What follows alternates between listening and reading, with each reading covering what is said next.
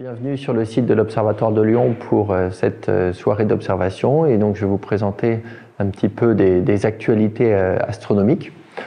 À chaque fois on essaye de vous présenter des choses un petit peu différentes suivant en fonction du mois. Et ce mois-ci, on vous a concocté, surtout Antoine, mon collègue, qui m'a proposé de vous présenter des images mystères. Donc je vais vous présenter quelques images, vous allez essayer de deviner un petit peu ce que c'est, puis après on va décortiquer, et c'est en lien avec une actualité récente. L'idée, c'est de vous montrer aussi des choses peut-être que vous avez peut-être entendu parler, donc vous avez peut-être entendu parler dans les médias, ou pas du tout entendu parler, mais qui pour nous sont importantes, et puis on vous les explique un petit peu à notre manière. Et puis l'essentiel de la présentation, surtout la deuxième partie, je vais me focaliser sur un petit zoom, un zoom avec les premières observations de la mission Euclide.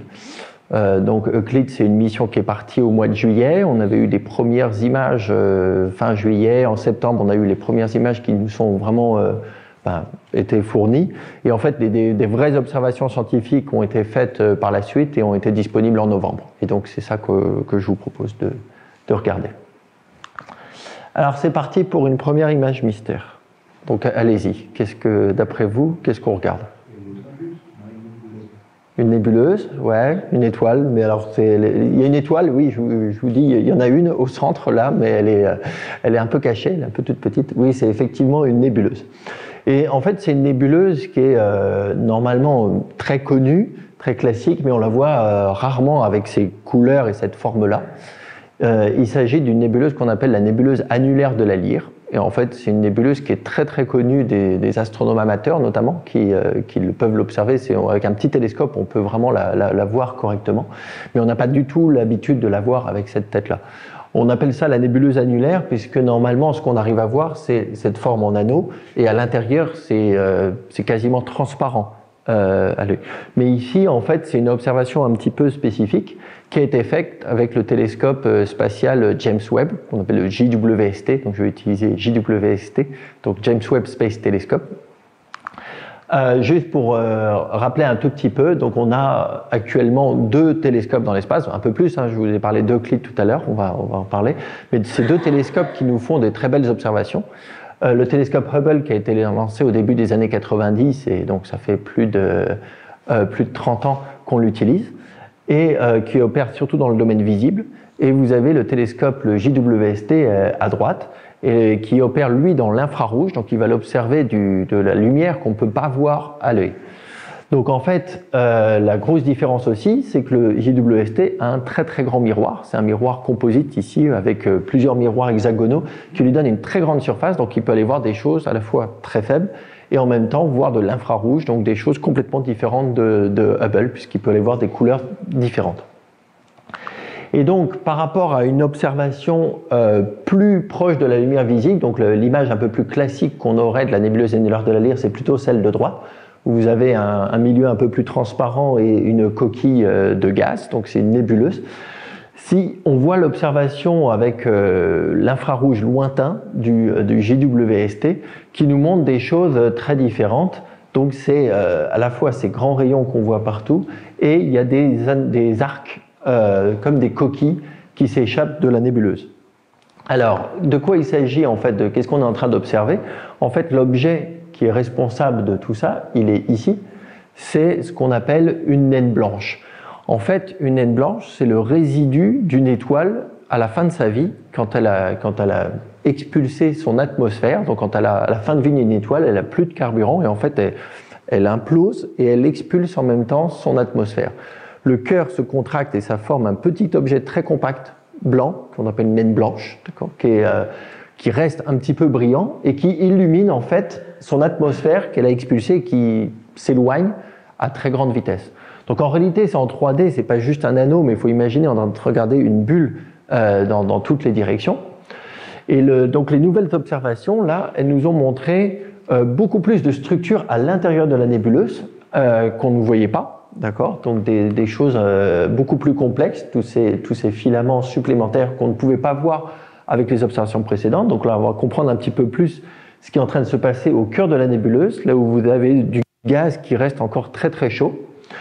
Et en même temps, ces fameux anneaux qu'on voit en bord de la nébuleuse, ça a montré que finalement, l'étoile qu'on avait au centre, qui reste, elle n'est pas toute seule.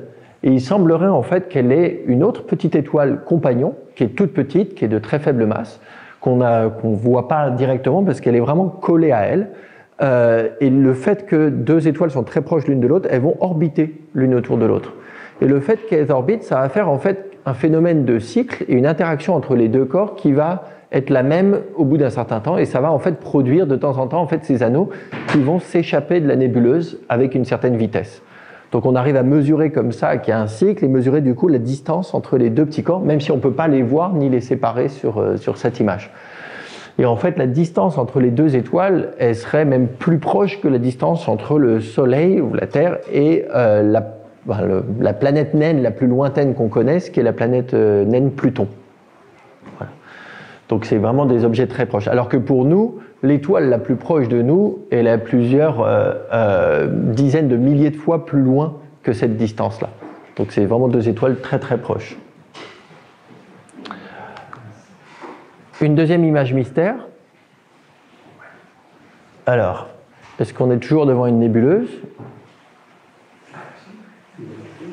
Comment? Oui. C'est une galaxie, voilà. C'est une galaxie.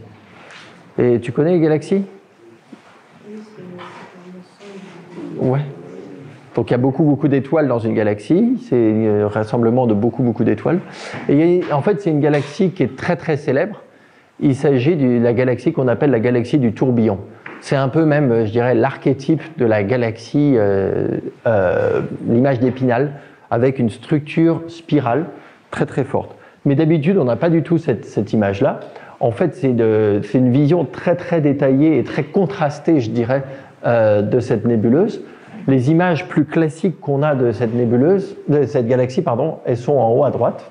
Je me suis fait piéger moi-même, donc j'ai dit nébuleuse, c'est bien d'une galaxie.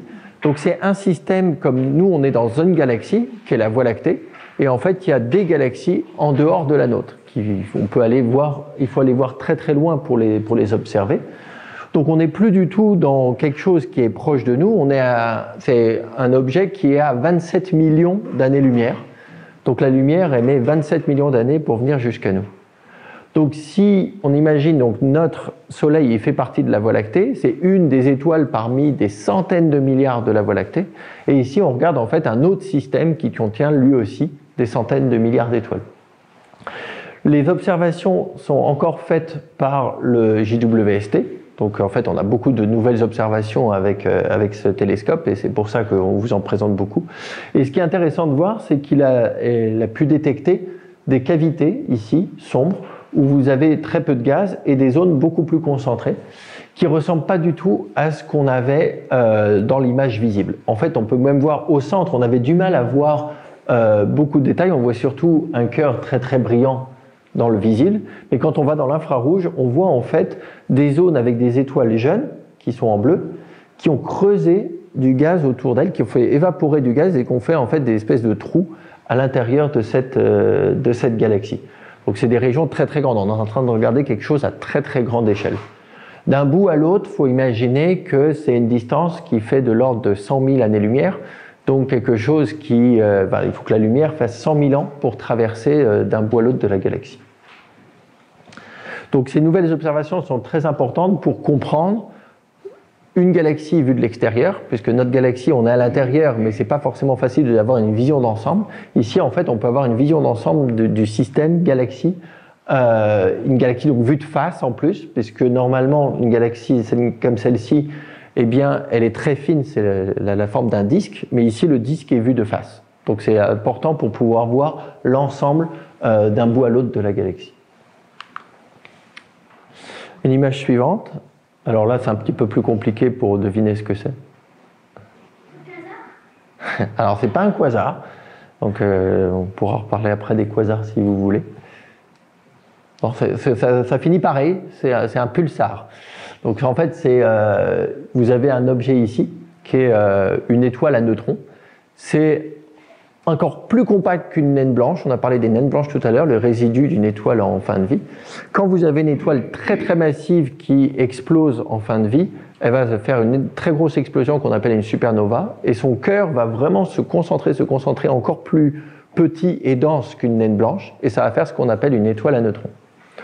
Alors une étoile à neutrons, à part le fait que c'est une étoile, un objet très très compact, donc c'est ce qu'on appelle la physique très très condensée, donc c'est la physique un peu très différente de ce qu'on peut avoir sur Terre, et donc c'est très important pour comprendre des lois de physique qui vont se produire. C'est de la matière où vous pouvez pas, c'est pas de la matière habituelle, d'accord? C'est que les atomes vont se fusionner de sorte à ce qu'il n'y ait plus de protons et d'électrons, tout va être des neutrons. Mais surtout, quand vous avez un objet comme ça, il va produire un champ magnétique très intense et en fait des pulses réguliers, et c'est pour ça qu'on appelle ça un pulsar. Ici, c'est une observation qui a été faite non pas dans le visible ou l'infrarouge, comme j'ai dit tout à l'heure, mais il s'agit d'une observation en rayon X.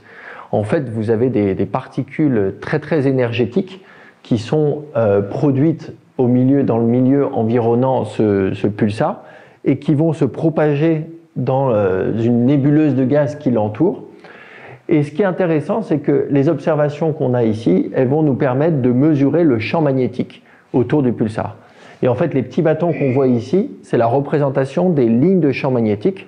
Donc, à la fois, on peut comprendre un peu mieux la physique de ce qui se produit dans le pulsar avec son champ magnétique très très intense. Mais en plus, on peut comprendre la structure de des particules très énergétiques qui émettent en rayon X, qui vont suivre les lignes de champ magnétique et généralement, elles vont spiraler le long des lignes de champ magnétique pour s'échapper. Voilà. Donc, c'est une cartographie très précise de ce champ magnétique. Donc c'est une nébuleuse qui est à peu près à 16 000 années-lumière. Donc elle fait partie de notre galaxie. Donc voilà, c'est des objets qui sont l'air similaires, on dirait tous des nébuleuses de gaz ou des galaxies, mais en fait ça a des distances complètement différentes. Alors, ici, oui. L'image précédente, ce qui est orange au-dessus, alors c'est si je me... je ne veux pas vous dire de bêtises plus que ça parce que je n'ai pas regardé ces observations plus en détail. Je crois que c'est avec un autre instrument en rayon X et en fait c'est l'extrémité du jet des particules. En fait ces particules vont spiraler et après interagir avec du gaz là-haut. Et je crois qu'il y a deux instruments en rayon X qui ont fait cette image et il y en a un autre qui va... Donc il y a une observation qui vous donne plus d'émissions là-haut.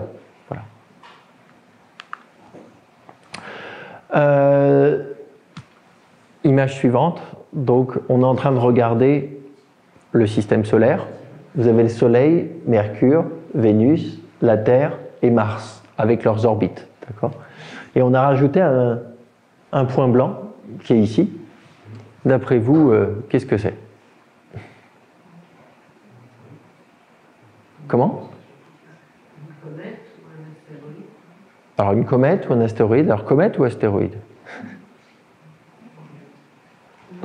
Donc ici, il s'agit plutôt d'un astéroïde, d'un objet très petit.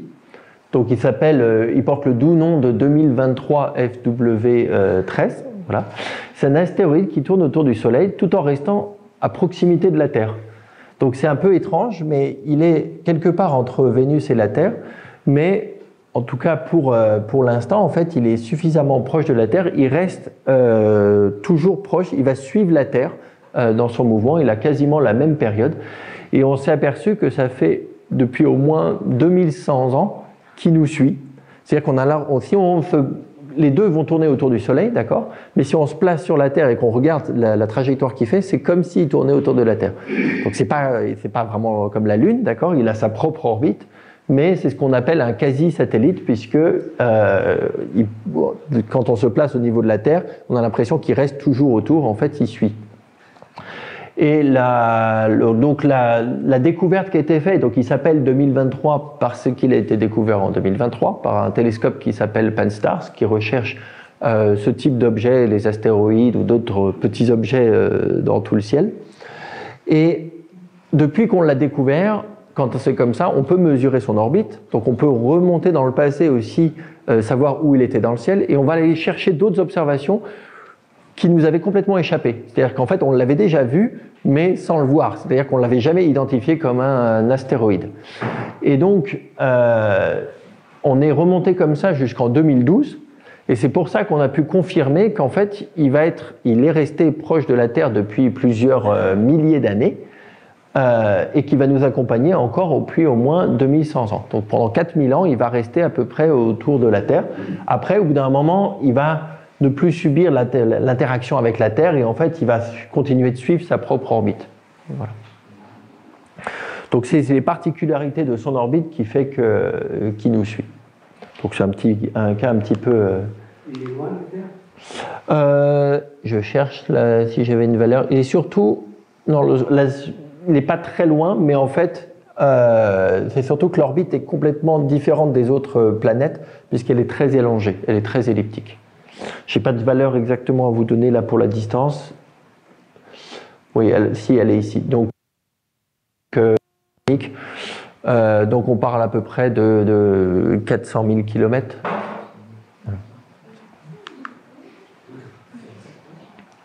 Donc, qu'est-ce que je dis, pardon, 40 millions de kilomètres, voilà, c'est ce que je voulais dire, 40 millions de kilomètres, c'est pas pareil. Allez-y. Il y avait une autre question ? Oui, pardon, c'était vrai que c'est pas grave. Oui, donc, image suivante.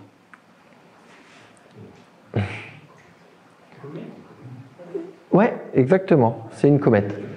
En fait, c'est une comète un petit peu spécifique, qu'on connaissait mais dont on a fait des mesures. Et là encore, on a utilisé le JWST pour faire ces mesures. En fait, on a étudié le spectre de cette comète, c'est-à-dire qu'on a dispersé la lumière pour aller mesurer toutes ses composantes chimiques. Donc cette comète, elle s'appelle 238P Red, hein, c'est toujours aussi joli comme nom. Mais ce qui est intéressant de voir, c'est la forme de ce spectre, c'est-à-dire de la couleur. Et quand vous analysez ça, vous avez en fait des signatures. Hein, un spectre, c'est un petit peu comme un code barre qui vous renseigne sur les composantes. Enfin, ça vous donne la carte d'identité de l'objet que vous regardez. Et si on compare par rapport à une autre comète plus classique, qui est la Hartlard 2 qui a été utilisée pour Deep Impact, il y avait de l'émission de l'eau et vous aviez de l'émission du dioxyde de carbone. Et cette comète-là, elle semble avoir de l'eau, mais pas de dioxyde de carbone. Ce qui est très intéressant, c'est que cette comète, elle est très proche de la Terre et elle semble faire partie d'une ceinture proche de la ceinture d'astéroïdes, alors que d'habitude, les comètes, la plupart des comètes qu'on connaît, elles viennent de très très loin dans le système solaire. Et ils ont conservé beaucoup de glace d'eau parce qu'elles ont un réservoir qui les alimente et qui qui les garde au froid quelque part, très loin du Soleil. Ici, c'est une comète qui est restée finalement au plus proche du Soleil, au voisinage du Soleil, et qui a conservé son eau. Et il semblerait être là depuis longtemps, puisque le fait qu'il n'y ait pas de dioxyde de carbone, c'est caractéristique de la zone centrale du système solaire, alors que le dioxyde de carbone est plus conservé quand vous êtes en périphérie. Donc là, c'est un petit peu l'originalité. Il semblerait que ce soit une nouvelle catégorie de comètes qu'on ne connaissait pas auparavant. Donc on a quelques exemples maintenant, et notamment celle-ci, qu'on appelle des comètes de la ceinture principale, qui seraient liées à la ceinture d'astéroïdes. Donc il y aurait un lien quelque part entre les astéroïdes qui sont entre Mars et Jupiter, essentiellement la ceinture principale d'astéroïdes, et ce type de comète. Alors une dernière image. Là, on n'est plus en train de regarder le ciel. Qu'est-ce qu'on regarde? J'ai entendu, je crois. Oui? Oui, c'est Mars. Donc c'est la surface de Mars qui a été observée, mesurée avec des mesures faites par des images prises par des rovers qui se baladent à la surface. Et ici, c'est des images prises par le rover Curiosity. En fait, Curiosity a observé ces structures et à droite, vous voyez, elles ont été un peu plus analysées, mises en avant. Vous avez l'impression d'avoir des pavés hexagonaux, les uns à côté des autres, sur ce type de structure. Et donc ça, il semblerait que ce soit des dépôts de sel qui soient produits il y a 3,7 milliards d'années, donc il y a un passé très très lointain de la planète, Mais comme il y a très peu d'érosion, en fait, ça conserve beaucoup de ces structures. Et le fait qu'il y ait ces dépôts avec cette forme-là, c'est quelque chose de ces caractéristiques pour les géologues. Et ils ont analysé et mesuré en fait la composition chimique de tout ça. Et le modèle qui explique ça, c'est le fait qu'il y aurait eu un climat régulier, cyclique, avec des périodes sèches et des périodes humides. Et ça, c'est typiquement des conditions où on sait qu'elles sont propices à l'apparition de la vie, le fait que ça permette de mélanger la composition des éléments et des roches à la surface. Donc ça, c'est très intéressant parce que on cherche en fait les conditions de la vie dans le système solaire. Ce qu'on sait, c'est que oui, il y a eu de l'eau sur Mars il y a longtemps. On sait peut-être qu'il en reste quelque part enfoui. On sait ça, on ne sait pas encore. Mais on pense que l'eau a coulé. Ça, on en a la certitude. Et du coup, le fait qu'il y ait ces structures-là et qu'on voit quelque chose, des climats épisodiques comme ça, cycliques, réguliers de longue durée, ça semble corroborer qu'il pourrait vraiment y avoir eu des conditions propices à la vie il y a très très longtemps. Voilà. Donc c'est des preuves complètement indirectes. Hein. On ne parle pas d'aller regarder des Martiens directement là maintenant sur la planète Mars. Donc voilà un petit peu pour ces images mystères. Et donc maintenant, je voulais vous parler un petit peu plus de la mission Euclide. Donc la mission Euclide, c'est une mission spatiale avec un grand télescope, un télescope qui fait 1,20 m de diamètre, qu'on a envoyé dans l'espace. Alors vous allez me dire, tout à l'heure, je vous ai montré déjà qu'il y avait Hubble, il y avait le JWST qui était déjà dans l'espace. Pourquoi on a besoin d'envoyer un autre télescope dans l'espace? Et en fait, on va voir qu'il y a des très grosses différences sur leur capacité, ce qu'ils peuvent faire. Donc c'est une mission de l'Agence spatiale européenne, hein, c'est dominé par l'Agence spatiale européenne, même s'il y a une petite contribution aussi de la NASA notamment. Donc voilà une vue un petit peu de l'autre côté. Et l'objectif de la mission Euclide, c'est d'étudier l'évolution de notre univers dans son ensemble. C'est de faire ce qu'on appelle l'étude de la cosmologie. C'est étudier, ni plus ni moins, de dire je prends l'univers en tant qu'objet, je prends tout l'ensemble de l'univers et j'essaie de comprendre comment cet univers évolue. Si vous voulez faire ça, eh bien, il va falloir regarder l'univers dans son ensemble, donc il va falloir observer des très très grandes régions de manière simultanée et couvrir tout l'ensemble du ciel. Et ce que fait Euclide, que ne faisaient pas d'autres instruments auparavant, c'est de faire des mesures très très précises avec des images très détaillées. Donc c'est le plus grand télescope à miroir avec un tel champ, et c'est vraiment la taille du champ de vue qui est couvert simultanément, qui est très importante ici et qui fait la très grosse différence avec le JWST ou avec Hubble. Plus précisément, l'objectif de la mission Euclide, c'est d'aller mesurer ce qu'on appelle l'expansion de l'univers.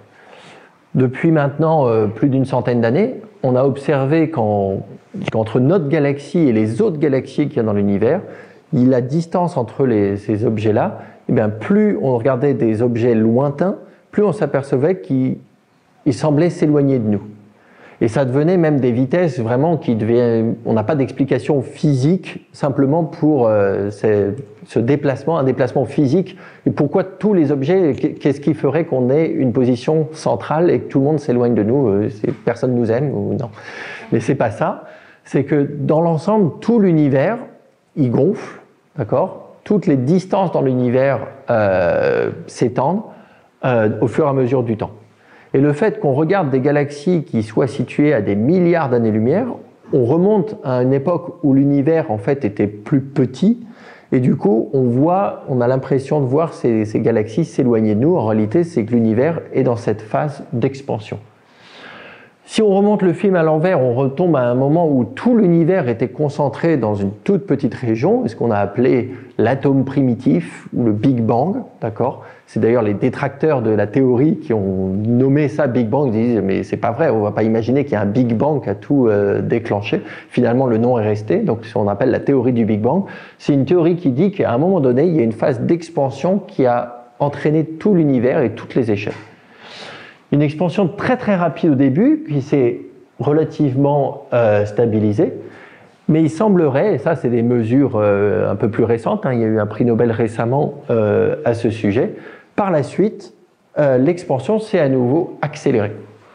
Et donc, l'objectif de la mission Euclide, c'est vraiment non pas d'aller observer juste la partie accélération, ce que peuvent nous faire des télescopes qu'on a au sol, ce qu'on appelle ground-based ici, mais on va remonter dans l'histoire de l'univers jusqu'à 10 milliards d'années d'histoire de l'univers et aller mesurer cette expansion sur l'ensemble du ciel. Et c'est là le gros challenge, c'est d'observer tout le ciel.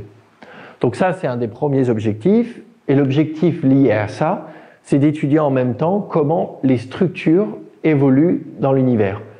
Ici, c'est un univers en boîte qu'on a fabriqué par ordinateur qui représente un petit peu notre conception, ce qu'on sait actuellement de la formation des objets dans l'univers et notamment des galaxies. Chaque petit point que vous avez ici, c'est une galaxie. Au début de l'histoire de l'univers était beaucoup plus homogène et vous avez des galaxies un petit peu partout et au fur et à mesure, il s'est structuré et vous avez formé des filaments et des régions très très concentrées qu'on appelle des amas de galaxies. Et donc là encore, en remontant 10 milliards d'années d'histoire de l'univers et en regardant toutes les galaxies ou un très grand nombre de galaxies qu'on peut étudier dedans, on peut remonter à cette histoire de la formation des structures et prendre en fait des morceaux d'univers à différentes époques. On remonte le temps puisque la lumière met du temps pour venir jusqu'à nous et on va pouvoir remonter le film. Une des manières de faire ça, c'est d'utiliser quelque chose d'un petit peu technique qu'on appelle un effet de déformation optique, qu'on appelle un effet de lentille gravitationnelle. Si vous avez une très grosse structure comme un amas de galaxies ici, et vous regardez des galaxies derrière, au lieu d'avoir des galaxies qui sont un petit peu dans toutes les directions, les galaxies vont avoir tendance à s'aligner et faire un cercle autour. On va avoir une déformation de la lumière. En fait, ça c'est simplement parce que les rayons lumineux vont se courber au fur et à mesure qu'ils passent près de cette structure. Et donc pour pouvoir faire ce type de mesure, il va falloir des images de très très bonne qualité. Et c'est ça toute la problématique de la mission. Donc j'en reviens à la partie plus technique. Donc vous avez un satellite qui fait un peu plus de 2 tonnes, d'accord, un télescope avec un diamètre de 1,20 m. Donc il est, en termes de diamètre de miroir, il ressemble pas mal, il est à peine plus gros que le télescope que vous allez voir après, qui fait 1 mètre de diamètre. Bon, la grosse différence, c'est qu'on l'envoie dans l'espace, évidemment, et surtout, donc, il va être refroidi, il va travailler à très basse température, il va opérer dans l'infrarouge proche. Il n'est pas aussi froid que le télescope JWST, mais il va être quand même assez froid. Et comme on disait, on va avoir une envie que ce télescope il nous fasse des images de très très bonne qualité, donc il faut qu'il soit très stable, et notamment très stable avec la température.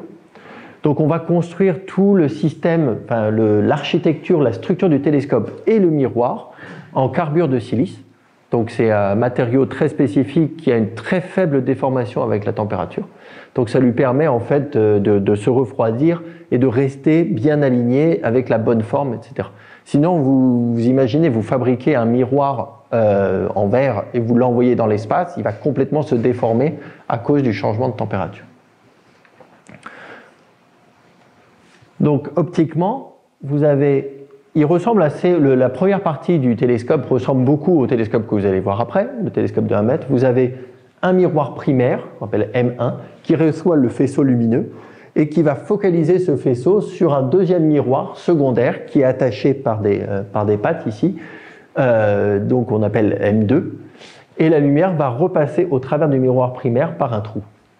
Toute cette partie-là, vous allez pouvoir la retrouver après dans le télescope de 1 mètre que vous allez voir après. Une fois que vous êtes passé dans le trou, eh bien, il y a toute une autre partie qui arrive sur une plaque où vous avez les instruments. Les instruments, le télescope il va vous permettre de collecter la lumière, les instruments vont permettre de l'analyser. On peut imaginer le télescope, c'est l'entonnoir à lumière, vous allez collecter toute la lumière que vous recevez sur un miroir de 1,20 m et vous l'avez concentrée et ramenée sur un petit trou qui est là. Alors j'imagine que vous comprenez parfaitement tout ce qui est en train de se produire sur cette image, non? Donc je vous propose de mettre un petit peu de détails. Voilà. Donc en fait, la lumière arrive par ici. On la fait réfléchir sur 2 petits miroirs qu'on a du mal à voir ici. Ça fait un aller-retour pour la renvoyer sur un autre miroir qui est là. Et enfin, on replie le faisceau pour l'amener ici. Cette plaque ici, elle est spécifique, c'est ce qu'on appelle un dichroïque. C'est quelque chose qui va vous séparer la lumière entre la partie visible d'un côté et la partie infrarouge de l'autre. Et en fait, on ne perd pas, on va avoir deux instruments. Un qui va regarder la lumière visible qui suit le chemin jaune, qui fait un aller-retour avec un miroir et qui va vers cet instrument-là qu'on appelle vise, pour visible, c'est tout bête. Et à droite, vous avez le rayon rouge qui va, lui, directement aller observer, aller être analysé par un instrument qui s'appelle NISP, qui veut dire Near Infrared, donc infrarouge proche, et spectrographe, parce qu'il va faire de la spectroscopie. Donc Euclide est un télescope très très sensible. Donc on mesure comme ça la transmission en fonction de la couleur ou la longueur d'onde. Quand on parlait de nóbène visible, l'œil est sensible à cette partie-là. Donc la partie, l'instrument vise, il va détecter 70% de tous les photons qui lui arrivent dans la partie visible. Il va un petit peu plus dans l'infrarouge aussi. Et NISP, dans l'infrarouge, il a 3 bandes différentes. Ça lui permet de faire des images en couleur, notamment, et de mesurer donc dans différents filtres. Donc on fait souvent comme ça, on filtre la lumière pour pouvoir mesurer les caractéristiques des objets en fonction de leur couleur. Et donc, si je regarde VIS, c'est la partie où vous avez besoin d'une très très bonne qualité d'image. Donc vous faites une image comme celle de droite. L'image qui est sur VIS arrive sur 36 détecteurs. Vous avez 700 millions de pixels. Donc en fait, il y a 36 détecteurs qui fonctionnent simultanément, qui observent dans le plan focal. Et vous voyez par rapport à la taille de la pleine lune, donc Euclide ne va pas observer la lune, ce n'est pas l'intérêt, mais il pourrait contenir toute la lune sur son observation. Alors vous allez me dire, la lune elle est tout petite dans le ciel, mais pour un télescope de cette taille-là, c'est ça qui est quand même important, d'avoir un très grand plan focal et un très grand champ de vue. Et l'idée, c'est de faire des images comme celle-ci. Donc vous avez une galaxie qui a été étirée par la déformation dont je vous ai parlé tout à l'heure, et elle va être pixelisée. Et l'objectif, ça va être de prendre une image comme celle-ci et arriver à mesurer l'étirement d'une galaxie. Donc c'est là qu'on a besoin d'une mesure très très précise. Je vous ai dit que NISP allait aussi faire de la spectroscopie. Alors juste en détail, donc de ce côté-là, vous avez des lentilles, de l'autre côté, il n'y avait pas de lentilles, c'était que des miroirs. Et donc on a la dispersion de la lumière du bleu vers le rouge. En fait, c'est de l'infrarouge proche à l'infrarouge un peu plus lointain. Et chaque objet que vous avez ici, la lumière va être dispersée dans cette direction. Donc vous avez la partie plus bleue ici, la partie plus rouge ici. Encore une fois, je dis bleu-rouge, mais tout est de l'infrarouge, d'accord ? C'est moins infrarouge, plus infrarouge, on va dire. Et donc vous dispersez la lumière, et notamment mesurer la vitesse et donc et aussi la distance de différentes galaxies qu'on a sur l'image. Donc toute cette mission, c'est vraiment un projet d'envergure. Vous avez plus de 300 institutions, 21 pays, essentiellement européens, qui ont contribué. La France a une très très grosse contribution. Plein d'industriels derrière, plus de 3500 personnes qui ont participé à cette mission, et un budget de 1,4 million. Le lancement, il s'est produit le 1er juillet 2023, et ça a été toute une histoire. Parce que pendant longtemps, on avait 2 options pour envoyer Euclide. Soit on utilisait une fusée Ariane, mais 6, soit on utilisait un Soyouz. Vous voyez le problème ? Il y a un double problème. La fusée Ariane 6 n'est pas prête, et on n'allait pas envoyer une mission de 1,4 milliard d'euros tout de suite pour la première fusée Ariane 6, c'était trop risqué. Donc la condition, c'était qu'il fallait au moins 4 lancements réussis de la fusée Ariane 6. Donc Euclide ne serait toujours pas lancé. Et donc tout le monde s'orientait vers l'option Soyouz jusqu'à ce que vous savez. Et donc la rupture des collaborations avec la Russie qui a fait que on s'est tourné vers Elon Musk. D'accord ? Donc on peut toujours faire confiance à SpaceX et la fusée Falcon 9 qui a permis en fait en accélérer finalement. Tout était prêt, hein, le satellite était prêt et on cherchait un lanceur. Donc il y a eu des négociations. Et puis voilà, donc le Falcon 9 qui a envoyé la fusée. Alors les astronomes ne sont pas super fans d'Elon Musk, mais pendant un moment, tout le monde d'un seul coup s'est arrêté de dire du mal d'Elon Musk jusqu'à temps qu'on lance la fusée.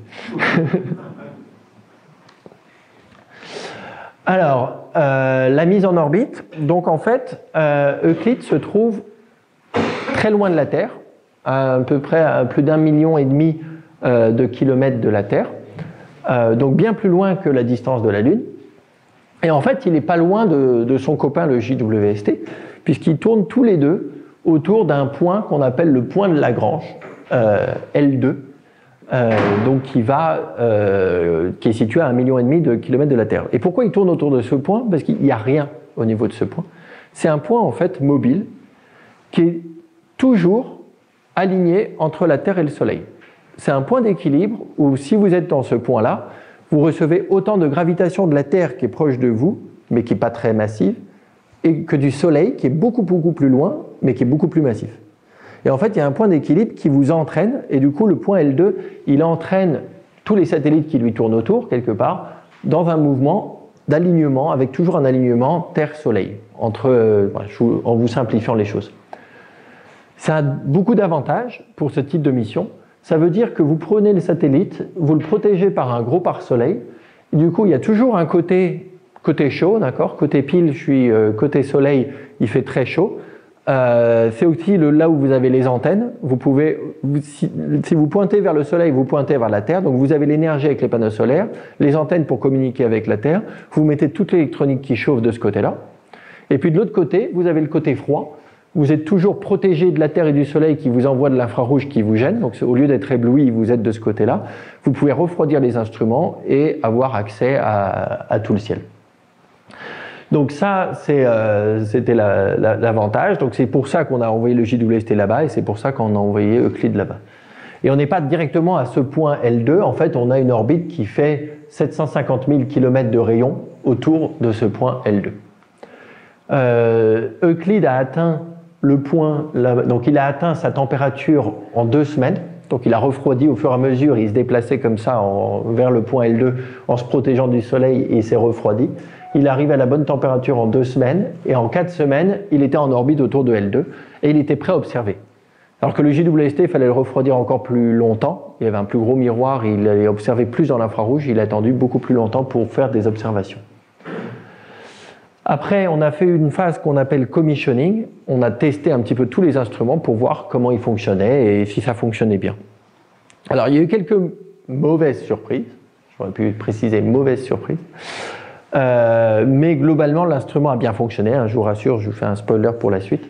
Mais en fait, les premières observations ont montré que, contrairement à ce qui était prévu, il était beaucoup plus contaminé par des rayons du soleil qui venaient par la lumière parasite quand même. Donc malgré toutes les protections qu'on a pour se protéger du soleil, on voulait toujours pointer dos au soleil, mais dos au soleil, c'était pas le bon angle. On s'est aperçu qu'en fait, en étant dos au soleil, si vous êtes à 0 degré, vous avez de la lumière quand même qui rentre, comme si, parfois, vous imaginez, vous prenez une photo pas très loin du soleil, vous avez des réflexions qui vous rentrent de la lumière parasite. On lui met un baffle, un espèce de...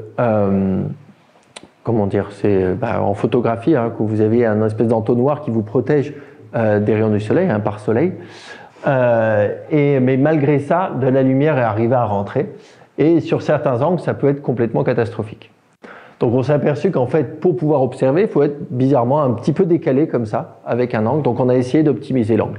C'était pas prévu, donc ça a dû changer un tout petit peu la stratégie d'opération. Mais ça, il n'y a pas trop de soucis par rapport à ça. L'autre surprise, c'était sur ce type d'image. Alors, d'après vous, qu'est-ce qu'on est en train de regarder là? C'est pas des satellites. Non, en vrai, c'est pas forcément facile à voir. Donc, vous avez ce point-là. En fait, c'est des étoiles qui servent à faire le suivi. Donc, j'en ai pas parlé, mais il y a un tout petit instrument supplémentaire en plus des deux dont j'ai parlé, qui est la caméra de guidage. C'est la caméra qui permet, pendant que les autres instruments observent, vous avez une caméra qui suit une étoile en permanence et qui permet au satellite de garder toujours la bonne position. Et en fait, ils sont aperçus qu'ils recevaient des particules énergétiques qui tapaient sur cette caméra et détectaient des choses et que le système pensait que c'était des étoiles, donc faisait en fait bouger les vraies étoiles et suivre les impacts de ces particules. Donc ça, c'était un problème. Il était trop sensible finalement à cette présence de particules qui faisaient comme si c'était des étoiles, des fausses étoiles. Donc là, c'était un peu plus long à résoudre, mais ça, c'est toujours c'est une question d'optimisation de logiciel. Donc en fait, tout le logiciel a été retravaillé pour être moins sensible et filtrer les particules qui pouvaient lui apparaître, ce qu'on appelle les rayons cosmiques, et pouvoir bien suivre les étoiles et ne pas faire complètement valdinguer le satellite, parce que si vous imaginez les étoiles elles font ça, bah, votre observation va faire pareil, quoi. L'objectif, c'est de garder en permanence les étoiles. Voilà. Donc un petit souci de guidage. Malgré tout, les premières images étaient quand même bien spectaculaires. On a eu des images qui sont très nettes, qui ont montré que les instruments étaient bien focalisés, qu'on arrivait à faire des belles observations, y compris en spectroscopie. Donc voici des images. Donc les premières images ont été obtenues le 31 juillet 2023. Par la suite, Euclide va observer tout le ciel. Quand je dis tout le ciel, en fait, il va observer des zones où il est moins gêné. Il y a toute une partie du ciel qu'il ne va pas vouloir observer parce que dans l'infrarouge, on est ébloui par la Voie lactée elle-même. On est à l'intérieur d'un disque de notre galaxie, qui est la Voie lactée, qui rayonne et qui, si vous la déployez sur tout le ciel, ça fait une forme en S. Ça, c'est simplement parce qu'on représente ce qui se passe sur une sphère dans une map monde ici. Mais vous imaginez, normalement, c'est une ligne droite, un trait. Mais c'est la zone centrale du disque avec les bandes poussiéreuses et tout ça, ça gêne. Donc en fait, on va éviter toute une partie en haut et en dessous du disque. Et en plus, il y a un autre disque qui nous gêne, c'est celui du système solaire. Parce que vous avez de la poussière ou des morceaux des petites poussières qui viennent des astéroïdes ou de tous les corps du système solaire. Et tout ça, c'est à peu près dans un même plan, qui est le plan entre le Soleil et la Terre, hein, l'alignement entre le Soleil et la Terre et les planètes. C'est ce qu'on appelle l'écliptique. Et du coup, ça fait une autre zone ici qu'on repère et qu'on va masquer également. Si vous masquez ces deux régions-là, il vous reste une région là, celle-ci, celle-ci et celle-ci. Donc vous avez 4 régions distinctes qui sont moins contaminées et qui nous permettent de faire des mesures, donc pour aller chercher des galaxies très très loin dans l'univers. Les taches jaunes que j'ai représentées, c'est ce qu'on appelle des champs profonds. Il y a certains endroits, il ne peut pas faire ça partout, mais on va refaire des observations répétées et beaucoup plus profondes dans certains endroits. Donc ça, c'est pour d'autres applications que la cosmologie elle-même. Mais quitte à avoir un télescope qui a un grand champ, ben on peut le faire observer dans certains endroits très spécifiques. En termes d'opération, en fait, on va faire un pavage du ciel, ce qu'on appelle un pavage, c'est-à-dire qu'on va faire une observation avec un champ carré, on va passer à côté, etc. On va essayer de couvrir comme ça successivement tout le ciel. Comme le satellite est constamment dos au Soleil et à la Terre, il ne peut pas se retourner pour aller observer et voir ce qui se passe de ce côté-là, d'accord, mis même sur le côté. On a même vu que l'angle était très très important par rapport au Soleil. S'il déviait un tout petit peu, il aurait de la lumière parasite qui le gênerait. Donc en fait, à chaque fois, il y a une toute petite fenêtre et il fait en fait du haut vers le bas, il couvre un tout petit peu d'une petite fenêtre, il la remplit. Le jour d'après, la Terre a tourné autour du Soleil, donc le point de Lagrange a bougé aussi, et le satellite aussi, et donc il peut continuer à faire la suite comme ça. Et grâce à ça, il va pouvoir couvrir tout le ciel. Je vais terminer par vous présenter les 5 images qu'on appelle les Early Release Observations, ERO. Donc entre nous on les appelle les ERO, qui ont été présentés en novembre 2023. Donc vous avez certainement peut-être, enfin j'espère entendu parler peut-être dans les médias, au moins une de ces observations. Alors la première, c'est une nébuleuse de gaz qu'on appelle la nébuleuse de la tête de cheval, qui est proche de la nébuleuse d'Orion, qui est dans la constellation d'Orion. Vous reconnaissez la tête d'un cheval de profil ici. C'est une région de formation d'étoiles qui est très poussiéreuse. C'est pour ça, normalement, elle est beaucoup plus sombre quand vous le regardez en lumière visible, mais en infrarouge, ici, elle est comme ça, toute rouge. Donc là, l'idée, c'est vraiment d'avoir une couverture très large. On a des observations soit de cette qualité-là, mais toute petite, alors que Euclide nous permet une couverture complète de toute la nébuleuse d'un coup. Les astronomes amateurs font des observations de cette taille-là, disons, avec des champs comme ça, mais avec des petits télescopes, donc ils n'ont pas la précision ou le niveau de détail qu'a Euclide. Donc en fait, c'est pour ça que c'est complémentaire. Un autre type d'objet qui a été présenté, c'est un amas globulaire. Donc c'est une zone de la Voie lactée où vous avez une grosse concentration d'étoiles. Et là, l'idée, c'était de montrer que même au cœur de l'amas globulaire, là où vous êtes très très dense en étoiles, vous arrivez à séparer chacune de ces étoiles, puisque vous avez un contraste et une finesse très très importante. Ça, c'était vraiment le gros avantage. Là encore, vous prenez le JWST ou le Hubble, vous regardez au cœur, vous pouvez voir ce type d'image, mais si vous voulez couvrir tout en même temps, il vous faudrait des centaines d'heures. Et ici, chaque observation a duré 1 heure. C'est le temps classique d'une observation avec Euclide. Une petite galaxie, ce qu'on appelle une galaxie irrégulière, qui est très proche de la nôtre. En fait, c'est une des galaxies les plus proches de la nôtre. Elle est à 1,8 million d'années-lumière de nous.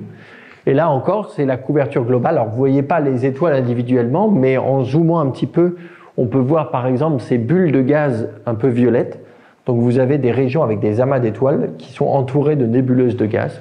Et là encore, on les voit avec beaucoup de détails. Si on s'éloigne un petit peu, on a ici une autre galaxie qui est, elle s'appelle IC342. Bon, c'est une galaxie spirale assez proche. Donc, elle est à 11 millions d'années-lumière. On l'a appelée souvent la galaxie cachée parce qu'elle se trouve en fait derrière la Voie lactée. Alors, vous allez me dire, mais Euclide ne va pas regarder derrière la Voie lactée. Bon, on a fait une exception juste pour ces premières observations, d'aller chercher une galaxie qui est derrière la Voie lactée. Pour aller la voir. Donc elle ressemble un petit peu à la galaxie du tourbillon. Et là, on va aller justement regarder des régions de formation d'étoiles. Donc les petites taches rouges et bleues que vous avez ici. Et enfin, moi, ce que j'ai trouvé l'observation la plus spectaculaire, parce qu'elle est plus proche de mon domaine de recherche, c'est celle de l'amas de galaxies de Persée. Donc c'est en fait un regroupement de grosses galaxies, donc une très grosse structure, de ces grandes structures qui nous intéressent pour l'étude de la structure de l'univers.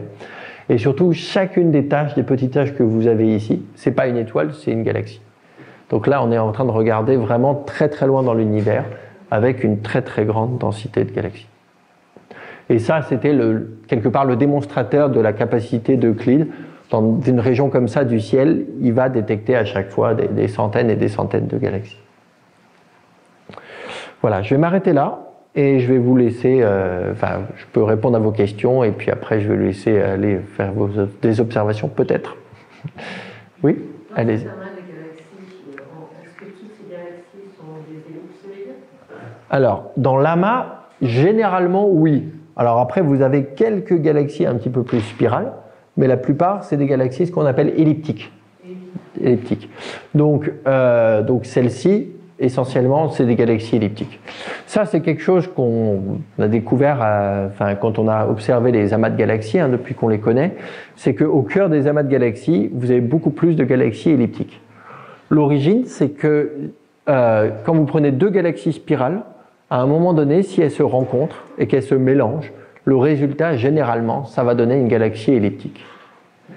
Donc c'est parce que vous imaginez, vous avez 2 disques en rotation, ils ne vont pas arriver exactement avec les mêmes vitesses, les mêmes angles, donc ils vont arriver un petit peu comme ça, et du coup ça va se mélanger, et ça va faire à la fin des étoiles qui vont suivre une grosse boule.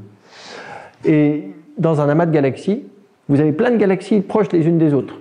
Donc si vous aviez des galaxies en forme de disque qui se sont rencontrées, elles vont être amenées à se transformer en des galaxies elliptiques, en vous simplifiant les choses. Ça veut dire que c'est pour ça qu'au cœur des amas de galaxies, là où il y a le plus de rencontres entre galaxies, c'est normal qu'on observe une grande quantité de galaxies elliptiques. Donc ça, on ne peut pas suivre 2 galaxies et voir exactement ce qui se passe, on le fait par ordinateur, mais on peut voir, par exemple, plusieurs phases, plusieurs étapes de la rencontre de 2 galaxies à disque, et dire, cette rencontre-là et cette rencontre-là, c'est le même phénomène, mais à une étape de temps différente ou un angle un peu différent. Et on peut comme ça remonter et reconstituer tout le film de la fusion de 2 galaxies. Oui ? Si le Big Bang ne se serait pas passé. Peut-être qu'on ne serait pas là, peut-être qu'il n'y aurait pas de galaxies. Moi, je suis un observateur, donc voilà, c'est une question peut-être pour un théoricien qui imaginerait un univers sans Big Bang.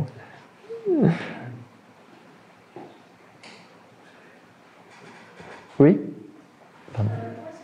Au moment où on a dû réajuster l'appareil parce qu'il y avait des problèmes de réflexion Ouais. à la place sur le soleil, ça a dû être problématique parce que le cache qui empêchait le soleil d'arriver, si on décalait l'angle, il n'était plus aligné entre le soleil et l'appareil. La question de cet angle-là, donc c'est très récent, et c'est quelque chose de complètement empirique. Donc quand c'est comme ça, tu vois un problème, tu as la lumière parasite, bah, tu bouges ton objet, ton télescope un peu à gauche, un peu à droite, jusqu'à temps que ça disparaisse. Si tu as un angle qui fonctionne, bah, je lui dis, bon, bah, on va continuer comme ça et voir ce qui se passe. Donc c'est un petit peu ce que je te décris là. D'accord ? Donc pourquoi c'est comme ça et pourquoi l'angle, bon, 4 degrés, c'est rien, d'accord, par rapport à ce qu'on voulait. Ça veut dire qu'au lieu de viser exactement en arrière par rapport au soleil, on va toujours être un petit peu en décalage. Donc ça veut dire qu'il faut recaler toutes les observations qui étaient prévues, puisqu'on les prévoit bien en avance, hein, surtout pour des satellites, on doit envoyer les informations en avance pour genre les prochains jours, quoi. Qu'est-ce qui va se produire. Mais effectivement, hein, ça paraît étrange qu'il soit comme ça par rapport à ce qui était prévu. Voilà, donc la lumière parasite, c'est toujours quelque chose qui est assez imprévisible, hein. Même sur Terre, on met des instruments, donc c'est plus facile sur Terre, hein. Si tu vois de la lumière parasite, bah, tu arrives, tu mets un scotch si tu as un problème ou quelque chose, mais là sur le satellite, c'est pas possible, donc tu fais avec. Voilà. Sur le point là, vous mentionnez, qui est un point particulier, il y a quelle étendue, si c'est un point qui est vraiment spécifique, il doit être prisé par... Alors il est prisé, mais on n'orbite pas au point. En fait, on orbite toujours autour du point. Pardon, j'ai passé là. Donc là, on ne le voit pas, en fait, c'est comme ça, d'accord ? Mais le point, il se déplace avec la Terre et le Soleil. Et l'orbite, elle est à 1,5 million de kilomètres. Donc il y a de la place. Mais je crois qu'en ce moment, il doit y avoir, à ma connaissance, 4 ou 5, au moins 4 satellites. Vous avez le JWST, vous avez Euclide, vous avez Gaia, et vous avez Hirosita, je ne sais plus comment il s'appelle le nom du satellite. Donc il y a au moins 4 satellites qui se situent à cet endroit-là. Et généralement, c'est des satellites soit qui veulent être très froids, soit ils veulent observer tout le ciel. Enfin, il y a plusieurs raisons à ça. Et ce n'est pas le seul point. Il y en a un autre de l'autre côté, côté soleil. Et celui-là, il ne nous intéresse pas pour ce qu'on veut faire là. Mais si vous voulez observer le soleil, ça c'est intéressant. Et du coup, il y a des satellites qui observent le soleil, et eux, ils sont autour du point, ce qu'on appelle L1, qui est de l'autre côté, symétriquement, à 1,5 million de kilomètres de l'autre côté. Tout à l'heure, on parlait des matériaux qu'on pouvait choisir pour pas qu'ils se déforment. Il y a un moyen de corriger ensuite les matériaux. Une fois que c'est déformé, c'est ça ? Ouais, la même manière qu'on ajuste l'angle. Bien sûr. Alors, on parle ici de déformations qui sont de l'ordre du micron. Donc en fait, c'est ça la grosse difficulté. C'est pas juste pointer à quelques degrés ou quelque chose comme ça, qui était prévu par la mission elle-même, d'accord ? C'est juste qu'on a changé la manière d'opérer satellite. Changer les matériaux, c'est pas quelque chose qu'on peut faire. On pourrait donner au miroir une forme bizarre, de manière à ce qu'une fois refroidi, tout va bien. Température dont on passe entre il descend à moins, il est à 130 Kelvin, donc c'est à moins 140 degrés, si je m'abuse. La température dans l'espace est assez stable. Oui, bien sûr. Donc en fait, effectivement, et il a été testé à cette température-là sur Terre avant de l'envoyer. Donc en fait, on a bien vérifié ça. Mais c'est quand même plus simple de tester un système et de l'aligner et qu'il y ait peu de déformation parce que vous êtes toujours dépendant du modèle de déformation. Et puis, vous pouvez pas tout construire avec le même matériau. Donc en fait, le pont entre deux matériaux qui sont un peu différents, les coefficients de dilatation différents, ça va vous entraîner des déformations que vous pouvez pas tester. Donc il faut toujours travailler quand même, si vous avez le moins de déformations possible, vous faites le moins d'erreurs sur votre résultat final. Sinon vous êtes complètement dépendant d'un modèle thermique tout peut complètement être à côté de la plaque. Et on a par exemple le cas sur des instruments au sol, on doit les refroidir et notamment on peut vous présenter après un instrument sur lequel on travaille qui s'appelle Harmony, qui va être refroidi dans un cryostat. Donc on a des optiques. Une fois qu'elles sont dans le cryostat au froid, vous n'avez pas moyen d'aller manipuler. Vous pouvez regarder par un hublot ce qui se passe et dire « Ah oui, c'est pas exactement aligné comme je voulais. Maintenant, qu'est-ce qu'on fait ?» Donc après, on réchauffe, on réaligne différemment et on fait refroidir. Donc c'est compliqué. Et d'ailleurs, on pourrait se dire, dans ces cas-là, pourquoi pas construire avec le même matériau ? Bon voilà, il y a des questions de coût, des questions de poids, il y a d'autres contraintes qui font qu'on ne peut pas tout construire avec les mêmes matériaux, par exemple. Parce que le carbure de silicate, ça coûte. Voilà, je vous propose d'arrêter, mais je suis toujours là pour répondre à vos questions et vous pouvez comme ça vous balader dans le parc, aller voir un petit peu ce qui se passe. Il y a différentes activités qui vous sont proposées.